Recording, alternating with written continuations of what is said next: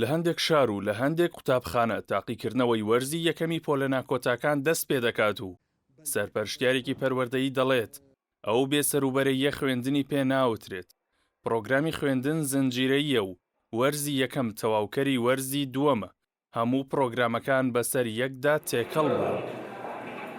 نیشتیمانی ئەوە کاتی پێوترێ پۆلە ناکۆتاکان هەر قوتابخانەیەک بۆ خۆی پرسیاردا ئەنا بەپێ ئەو بابەتی کە خوێندێتی، بەڵام وەزارەت بۆی دەستنیشان کردووە بێتەوە بۆ ئەم وەرزە ئەوەندە بابەت تەواو بکەیت. باشە دیارە ئێساکەی من لەم دوو مەحافەزە و ئەو دوو ئیدارە سەربەخۆیە هیچ نەخوێنراوە لە پۆلە ناکۆتاکان و بگرە پۆلی نۆکانیش بە هەمان شێوە. ئەو کاتە کە وەرزی دووهەم بەحساب بۆرز یەکەمیش ئەخوێنرێ، ئەو کاتە چەند خوێنرا بە ئەندازەی ئەوە. ئێستا ئێمە داوامان لێکراوە وەکو سەرپەرشتیاری کە هەڵسین پرۆگرام کورتکەینەوەکو دە ئامادەکاریەک بۆ ئەو حاڵەتە بۆ ئەگەر هات و ساڵی خوێن دەستی پێکردەوە بەڵێ پۆلە ناکۆتاکان ینی مەسەن بۆنە بەندی وامانە هەیە کتێبەوە دەبەندە لەم دەبەندە کورتمان کردو لە 4 بەندە باشە بۆ هەر وەرزیەک بۆ ئەوەی بتوانێت هیچ نەمە شتێ بخوێنرێ. ئەگینا ئەمەش بەڕاستی خزمەت ناکە تەلەبە وەکو پێویست شتفێر نابێت. لە ئێستادا کە 81 ڕۆژ بەسەر بایکۆتی هۆڵەکانی خوێندن تێپەڕیوە، سەرپەرشتیارانی پەروەردەیی ئاگادار کراونەتەوە پرۆگرامی پۆلە کۆتاکان کەم بکرێتەوە لە 10 بەندەوە بۆ 4 بەند. لە ڕاستیا ئەوە شپرزەیی و بێسەروبەری و بێپلانی وەزارەتی پەروەردە حکوومەتی هەرێمی کوردستان ئەگەیەنێ.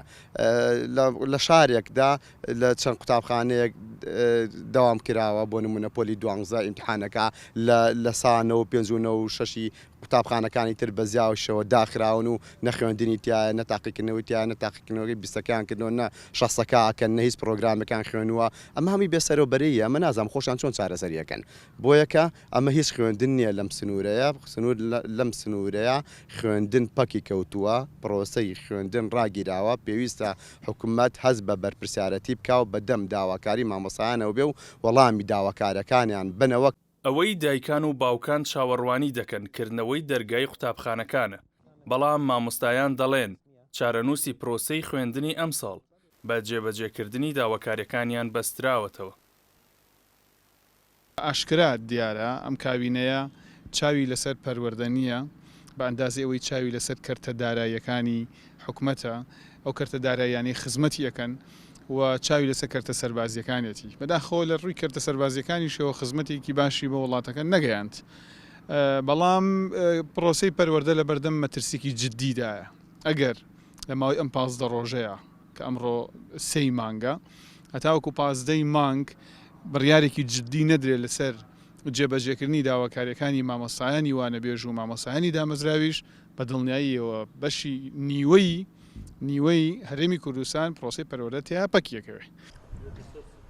لە ئێستادا کە 81 ڕۆژ بەسەر بایکۆتی هۆڵەکانی خوێندن تێپەڕیوە، سەرپەرشتیارانی پەروەردەیی ئاگادار کراونەتەوە پرۆگرامی پۆلە کۆتاکان کەم بکرێتەوە لە 10 بەندەوە بۆ 4 بەند لە بەشێک لە کتێبەکان. جگە لەوەش داوا کراوە بەپەلە دەست بکرێتەوە بە پرۆسەی خوێندن و فەوتانی وەرزی یەکەم لە وەرزی دووەم قەرەبوو بکرێتەوە.